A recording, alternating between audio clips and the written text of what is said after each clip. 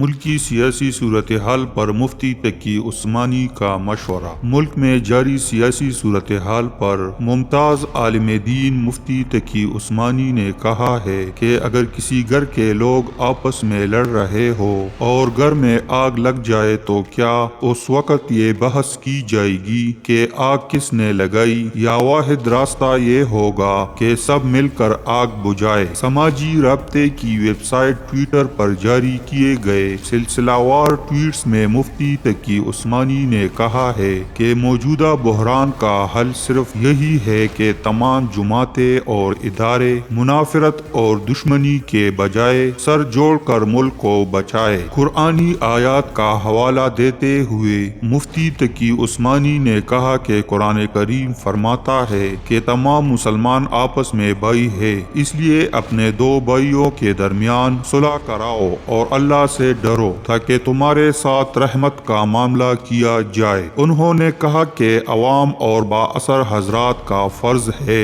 کہ وہ اس قرآنی حکم پر عمل کر کے رہنماؤں کو ساتھ بٹھانے کی بھرپور کوشش کرے۔ مفتی تقی عثمانی کا کہنا ہے کہ فوج اور عدلیہ کو یقیناً سیاست میں دخل نہیں دینا چاہیے، لیکن ایسے سنگین حالات میں جماعتوں کو ساتھ بٹھا کر غیر جانبداری سے خالص ملک کے مفاد اور قومی سلامتی کے لیے مسئلے کا حل نکالنا ان کا فرض بنتا ہے۔ اللہ تعالیٰ اس کی توفیق عطا فرمائے، آمین۔